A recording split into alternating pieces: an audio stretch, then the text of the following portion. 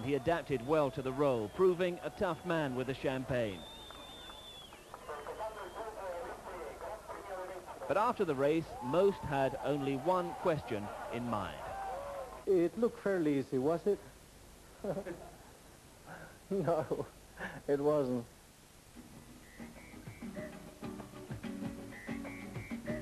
The Brazilian Grand Prix for the third consecutive year at Interlagos. Mansell's early season dominance made him very popular even in Senna's hometown of Sao Paulo. The world champion, though, was keen to repeat his 1991 win on the Interlagos track. Reacting to Williams's crushing start, McLaren had brought 6 cars to Brazil, including 3 brand new MP47s. All that was in vain, however, as Mansell again utterly dominated qualifying, until Saturday afternoon, that is, when he had this moment of truth with Ayrton Senna.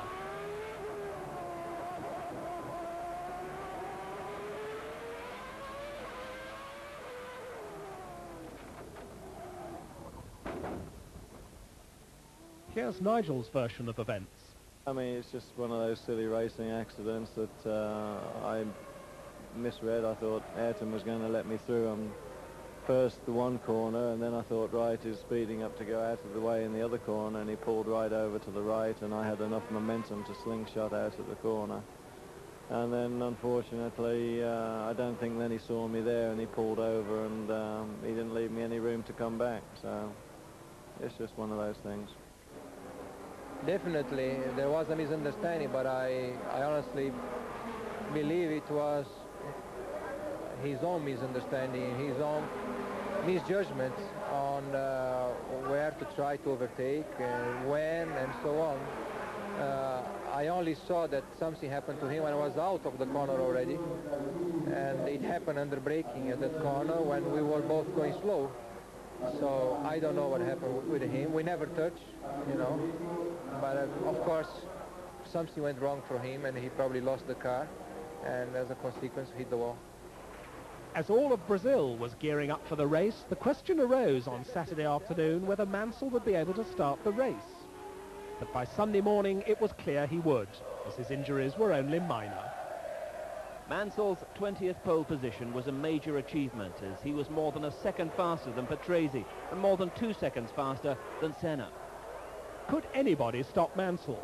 Was the new McLaren a technological match for the Williams? That's what Senna was certainly thinking about as he prepared to start his home race.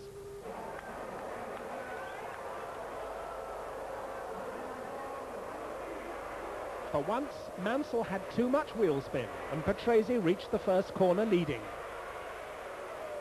Senna started well, but once again he could only watch the Williamses as they pulled away.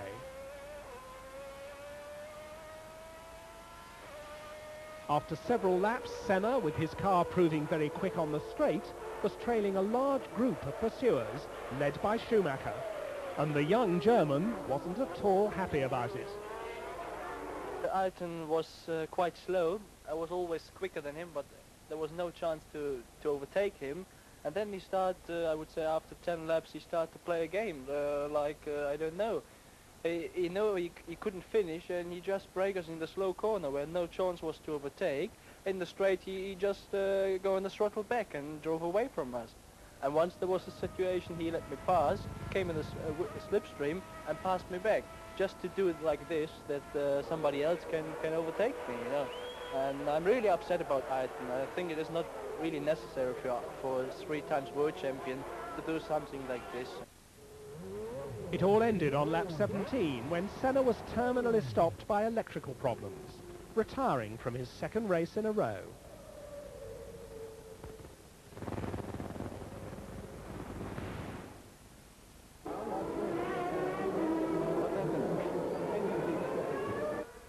Patrese and Mansell, meanwhile, had their own private battle in front. It intensified as they started to lap slower cars, but the championship leader never managed to pass his teammate until the tyre stops. Mansell came in first and was stationary for some 8.5 seconds. This was a second faster than Patrese's stop, and it was enough to give Mansell the lead in the race.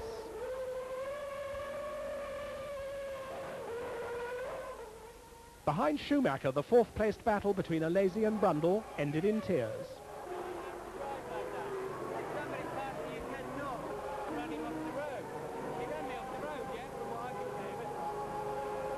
The same spot 6 laps later. 2 Ligiers, Comas and Boutsen, disputing the same bit of tarmac. And they eliminated Johnny Herbert in the process as well.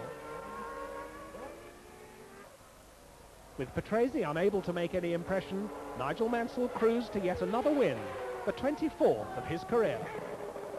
With their third double on the trot, the Williams team were firmly on their way towards the 1992 World Championship after only 3 races. Nigel Mansell grabbed the championship lead firmly in his hands, with 12 points more than his teammate, a further 7 more than Schumacher. In Brazil, he lapped the entire field save for Patrese, and his form could only be described as frightening.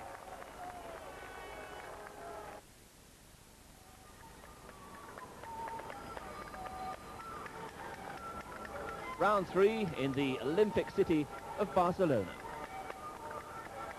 Normally the country of colour and sun, Spain this time welcomed Formula One with heavy rains that dominated both final qualifying and the race. Predictably, Mansell was fastest on Friday in a time that turned out to be good for yet another pole position. It rained on Saturday and the track was half a minute slower. In the rain, the Englishman was not fastest. It was Jean Alesi. The slower track helped to disguise all the deficiencies of his Ferrari, and Alesi skillfully outpaced Mansell and the others by almost a second. But all his hard work in the rain didn't help him much, however, since he was still only 8th fastest on a dry track. Schumacher was to start the race from the front row for the first time in his short career, but he was still a full second slower than Mansell. Just before the start, more rain forced everybody to change tyres on the grid. But at least it seemed the wet track would be a welcome equaliser. Alesi started perfectly, some said too perfectly, but Mansell and Patrese held their positions and once again led the pack. Senna made an untypically bad start and found himself 7th into the first corner.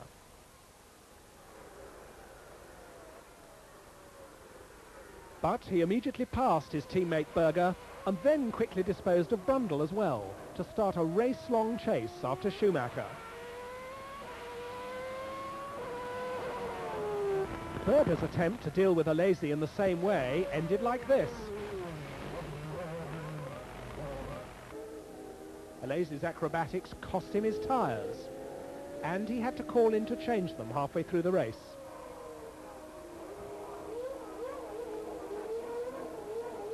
But once the Ferrari mechanics had given him his fresh rubber, his was to be a very inspiring race.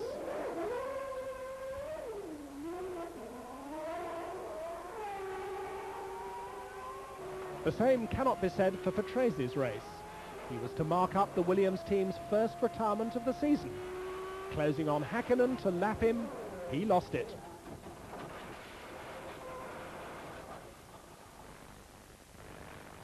With the Ferrari people watching his every move, Jean Alesi kept on moving up the field, despite occasional hiccups. And Häkkinen was the culprit again.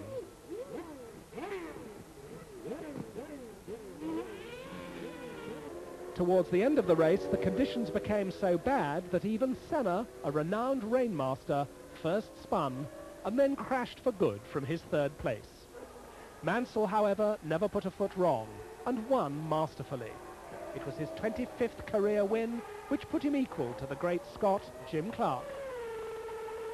With 4 wins from 4 starts, he also equalled Senna's record from '91. Schumacher continued his rise and finished 2nd in only his 10th Grand Prix, while Jean Alesi finally gave Ferrari something to cheer about by taking 3rd after Senna's demise.